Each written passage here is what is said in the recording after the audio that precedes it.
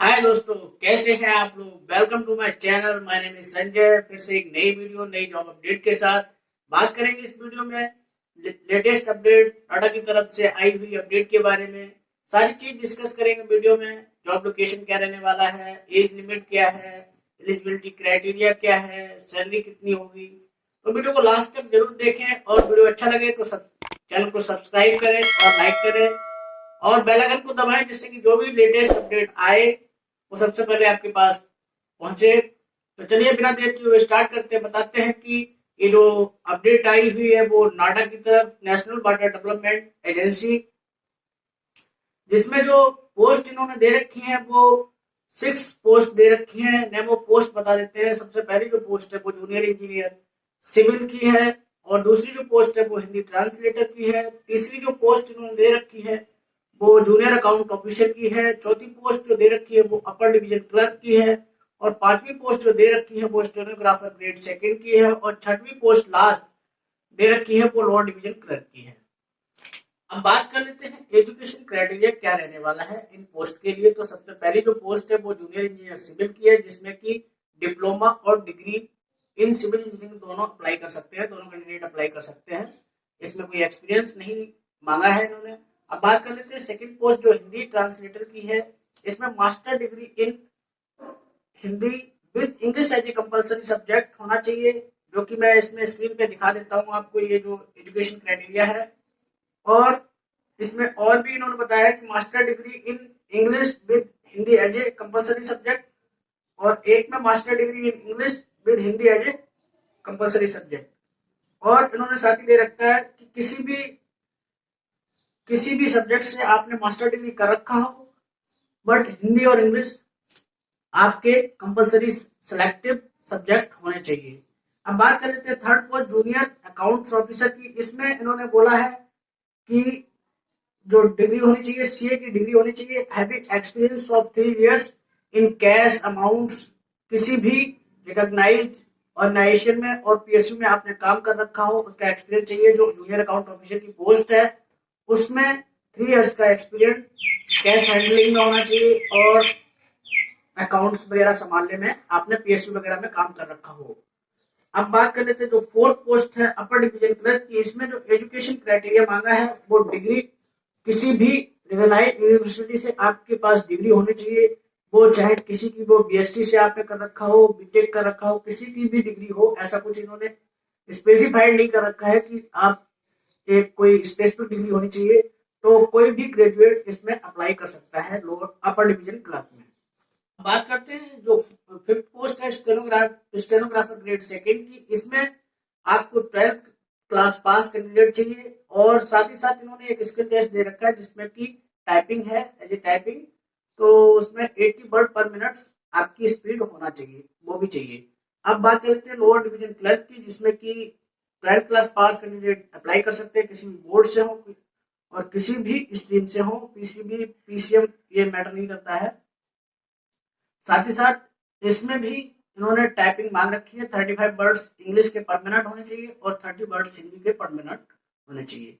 अब बात कर लेते हैं इसमें एज लिमिट क्या रहने वाला। तो एज लिमिट बता देता हूं आपको। सबसे पहले जो जूनियर इंजीनियर की पोस्ट है इसमें इन्होंने एज लिमिट दे रखा है 18 to 27 ईयर्स होना चाहिए। बाकी जो एज रिलैक्सेशन है वो according to government norms age पर सभी के लिए, सभी कैंडिडेट के लिए है। अब बात कर लेते हैं दूसरी जो पोस्ट है हिंदी ट्रांसलेटर की। उसमें जो एज लिमिट है वो 21 to 30 ईयर्स है और जूनियर अकाउंट्स के लिए जो एज लिमिट रहने वाली है वो भी 21 to 30 ईयर्स है और अपर डिवीजन क्लर्क के लिए एज लिमिट 18 to 27 ईयर्स है और स्टेनोग्राफर ग्रेड सेकंड के लिए एज लिमिट 18 to 27 और लोअर डिवीजन क्लर्क के लिए भी 18 to 27 ईयर्स एज लिमिट है। बाकी अकॉर्डिंग टू गवर्नमेंट नॉर्म्स जैसे कि मैंने अभी बताया है वो एज रिलैक्सेशन सभी कैटेगरी के लोगों के लिए है। अब बात कर लेते हैं यहीं पे साथ ही साथ सैलरी क्या रहने वाली है। तो सैलरी में बता देते हैं जूनियर इंजीनियर की जो सैलरी रहने वाली है लेवल 6 की, जिसमें कि 35,400 से 1,12,400 रुपीज रहने वाले हैं पर मंथ। और हिंदी ट्रांसलेटर की जो सैलरी है वो भी सेम है 35,400 से 1,12,400 12,400। और जूनियर अकाउंट्स की भी सैलरी सेम एज पर अब पोस्ट। और अपर डिवीजन क्लर्क की जो सैलरी वाली है वो 25,500 से 81,100 रहेगी। और स्टेनोग्राफर की जो सैलरी है वो लेवल 4 की है, जो कि सैलरी बता देते हैं आपको 25,500 से 81,100 रहेगी। साथ ही साथ जो लोअर डिवीजन क्लर्क की सैलरी है वो लेवल 2 की है, 19,900 से 63,200 रहेगी पर मंथ, उसके बीच में लाई करेगी। और सैलरी ये ग्रेड लेवल 2 की है, तो आप जानते हो सैलरी हमेशा आपकी इंक्रीज होती रहेगी। अब बात कर लेते हैं इसमें जॉब लोकेशन क्या रहने वाला। तो जॉब लोकेशन के लिए आप कहीं भी इनका जो नाटक का जो ऑफिस है ऑल ओवर इंडिया, वहां पर आपकी ज्वाइनिंग हो जाएगी।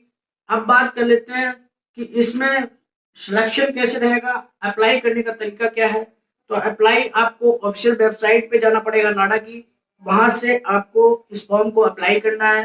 तो फॉर्म फीस की बात करें तो ओबीसी और रिजर्व कैंडिडेट जनरल कैंडिडेट के लिए जो फॉर्म फीस दे रखी है वो 840 रुपीज है।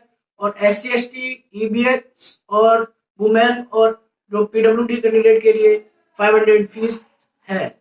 अब बात कर लेते हैं वैकेंसी डिटेल्स की, जो कि मैं इस पे स्क्रीन पे दिखा देता हूँ कि इन्होंने ओबीसी और जनरल और SC/ST के लिए अलग अलग पोस्ट की अलग अलग वैकेंसी दे रखी है।